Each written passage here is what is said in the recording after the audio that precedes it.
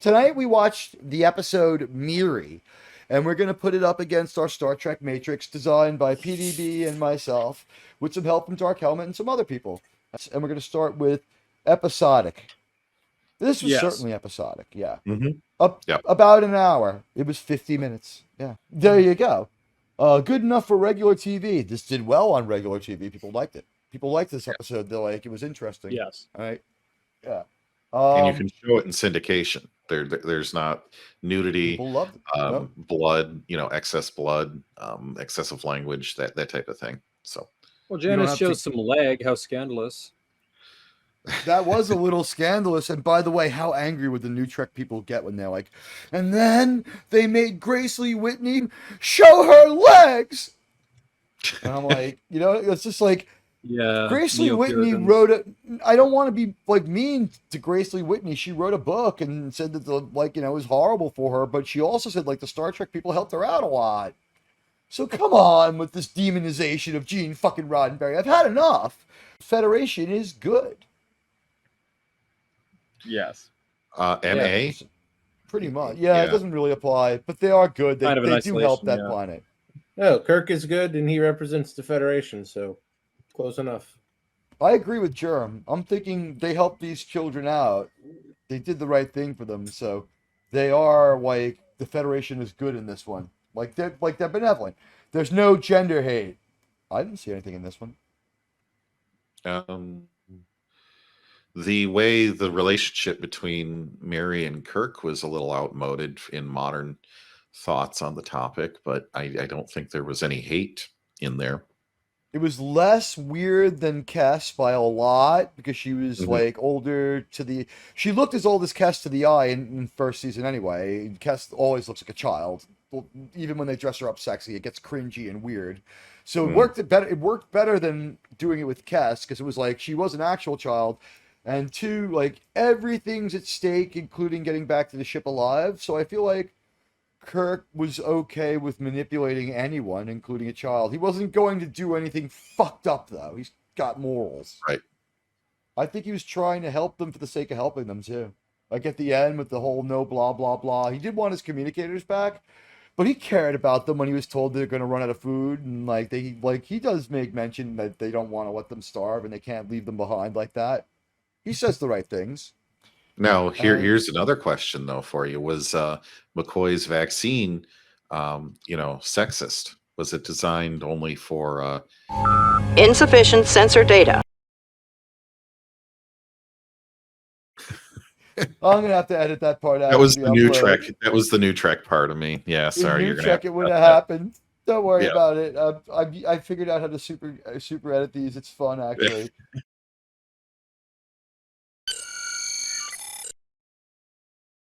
We go to planets and mostly Between explore. the 6 and 10, I had nothing but popsicle sticks to read. Oh God! It's just one after another. It's like another PDB classic just rolls off the dad joke assembly line. We go to planets and mostly explore. This was Yes. a mundane planet, but the story was good. Mhm. We went to a planet. Yeah. It's the first time we went to Mayberry, though. This is episode 8, right? The other thing about this, they do hit the parallel Earth thing so hard because they want to set people up for doing it a few times. Gene Roddenberry's like, the brilliance of this is we can go from the set of Wagon Train to the set of like Mission Impossible and use them both in our near Earth scenarios. And like after a while, he gets in trouble for it, but like it's new. This is episode 8 in reality, right? We care about Starfleet. Yeah, I cared about the people. That just means the people on the ship. I cared Okay. about everyone in the crew and the landing party. It's military. Go ahead, JT. if you have a Possibly. thought. I was going to say we were forced into caring a little bit because of the ticking time clock with the vaccine and the disease and all of that. So by extension, we had to care about Starfleet. Well, I guess I could refine that one as we care about our heroes. There's a very famous Star Trek alien race called the Pac-Leds. And in that episode, only one That's person Samaritan is in. Snare, right? Snare. No, Samaritan Snare is the one where the Packlids pretend to be good so they can fool people. That's the name of the episode. Mhm. Eyes in the thought the Dark, One Moon Circles is that's a different episode. Insufficient sensor data. I'll edit all that out and sound like a genius. In Samaritan Snare, the Enterprise D encounters a ship of Pakleds who are apparently broken down, but they're actually using it as basically a lure to steal other races' technology and slowly accumulate things that make them go, because although they're conniving, they're technologically stupid, so they don't know how to make technology for themselves. They just harvest it from other people. And if I remember correctly, what someone says is they're a contaminated Iron Age race. So they're supposed to be sort of cavemen who were given a spaceship. And I like to think, not by mistake. I think what happens is, like, the deal is this. Yeah. Something like the rules of acquisition was like, if we want to take all your dilithium crystals and all the petroleum and all the gold pressed latinum from your planet. And they're like, we want to go. And they're like, you can have this ship. Is this a deal? Yeah. And they're like, we want to be strong. And they're like, you can go and be strong in this ship. And they're like, we say okay. And they're like, all right. And they like suck the planet dry and left. And the Pakleds are just like, they make it to like the shipping lanes, and it's like as if the guys in Captain Phillips had pulled it off. You know, someone's going to try to effect a rescue, or they're not going to make it. They're not smart enough to do that calculus. They seem to have a sort of behavioral intelligence, but not a technological intelligence. Like the whole thing is a ruse, but they get rused right back. That's why I feel like the contamination wasn't... has this like crimson force field, you know? Exactly. No, but here's the thing. That's the reason why I like the Pakled so much is that although it makes much more sense than it would be the Ferengi, I always like to think the Romulans did it. It's like, let's punk the Federation. How can we do it? There's a planet in the middle of their shipping lanes filled with the Iron Age culture. Ugh, contemptuous. Exactly. Why don't we give them a ship? That's brilliant. To fuck up the Federation? Good. Yeah, we'll give it some weapons. An entire species of Encino Man. Exactly. A global plague turned everyone into zombies. But in this case, it's like there's an implicit crazy thought experiment alternate Earth zombies. in there. There's no getting away from these zombies. They're quick. Zombies. Yeah. They're Wi-Fi zombies, you know? They turn you into a living base head. Well, yeah, they what I was thinking is like, okay, so it's some humanoid species had the bright idea to connect all of themselves into a hive mind.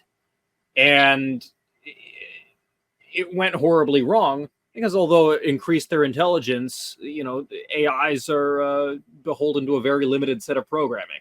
I bet Kirk could convince the Borg to self-destruct by turning their primary mission against themselves.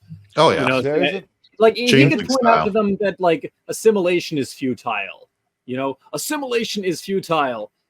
Follow your primary directive, and Kirk would make them realize that there'd be a one-episode bad guy. Kirk would make them realize. Yeah. Kirk would make them realize that they can't expand infinitely. Like that the galaxy has boundaries, and they would eventually run out of room, and so that proceeding their infinite expansion precept forwards in time would be futile. So he could point out to them, no, you're going to run out of space eventually. Like the bacteria eventually fill the petri dish and then run out of agar and starve themselves. So I think Kirk could make the Borg a one-episode villain. Yeah. What would his Borg name be instead of Locutus? I was thinking, like, maybe the Pakleds are on that path, or maybe the Borg started out like the Pakleds too, because it's not just the hive mind, it's the assimilation too. So maybe the Borg, it depends on which part came first. Do you think the hive mind came first or the assimilation? Maybe they, I don't know, assimilated some species already had a hive mind and integrated it into themselves, or did the Borg nanoprobes, which I guess would actually be the Borg in the same way that a zombie virus actually is the zombies. Do you think that once they, you know, collectively built enough spacecraft to go into space, right? They had enough infrastructure on their homeworld, cannibalized it down to the core, and they were launching off warp ships every day. Like, they went out in search of other species to assimilate, right? But maybe they were just kind of stupid, you know? So they needed more brain power, and they had this eternal thirst for assimilation. What would they call the Borg Ferengi? Like 999? Listen, whenever you Only get through this one, 1999, so it'd be 19 of 99, yeah. it's military. They're Yes. military. They were military in this. Sure. It didn't come into it greatly. It's fun. That was fun. Yes. It was definitely fun. It should visualize scientific ideas with no anti-science. Yes. Actually, that did a great job of visualizing scientific ideas. That's like not. It was like 1960s Well- sci-fi novel-worthy idea, like 120-page Well, novel. It treats a vaccine as an antidote instead of a preventative measure, but that's a. They I may guess- have messed up their terms. They weren't making a medical procedural. They just did. They imposed one onto Star Trek. So we'll give them a pass a little bit on that. It's not Yeah. sonar in space. That's like Yeah. saying like he was bitten by that poisonous snake when there are no such thing as poisonous snake. They're venomous snakes. Like, do we want to get that? No. He pedantic? was bitten on the inside of the mouth while he was eating it. There you go. Or, yeah, no. It'd be like Dr. McCoy, saying, "Oh, the fluids of his body has overheated. His humors are out of balance." They should meet an alien species for whom the four humors are actually real. That would be funny. That would be funny. Wait, we got that Mr. Burns would be their leader because he understands that shit so well. He still brings True. it up. It's no anti-science. There was really like the idea that people are messing around with genes and trying to go for immortality is not anti-science. The 1,200 to 1 ratio, a little hard to believe, but it wasn't so crazy. I mean, it was already an off-the-wall episode. It was like, here's their crazy experiment, and like they need you to understand it's crazy. So they just paint it in the craziest terms. It's not their experiment. They found some other society that tried to do it. Fucked them up. So I don't know if there's any anti-science. That's pretty good science fiction. Their tech level can't be below ours. It never is until they get their tech stolen, which is a good way to put their tech level below ours. When their tech level is below ours, it's because their tech got stolen. They had the laptop too, which was They did. They saw something the that was future on it. definitely futuristic in the 60s. I mean, wow. Yeah. Well, that's just what- a lot of that stuff that he had was pretty Well, cool. that goes back to our other point. Should visualize scientific ideas. So, like, A that's- supercomputer that fits in the palm of your lap. well, 1 point left. The crew must be mostly moral. They were all totally True. moral. Yes. Anybody bone to pick with that? They all Nope. act No. doing the right thing, believing they're doing the right thing. So yeah. Yeah. Rand gets a little bit jealous there at one point and loses her head, but nothing too Well, that's bad. personal, not professional. Yeah. Here's the thing: the Grupp disease affects you emotionally before you go. Before it turns you into a puke monster, you start acting erratically first. So Janice was showing a symptom, and Bones, the oldest of all, maybe he showed the most symptoms. He broke his scientific discipline, and just like shoots that freaking hypo into him. But at the same time, what choice did he have? And he's like, "Who better than me? We're gonna die anyway." I'm gonna say this passed the Star Trek Matrix easily. It's episodic. It's an hour. It's good enough for regular TV. The Federation showed they were good. There was no gender hate. We went to a planet.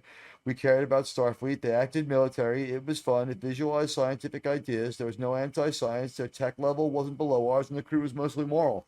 We've never had one hit every single point in the Matrix before, have we? It's usually just Nice. most of them without breaking any. This one hits every point.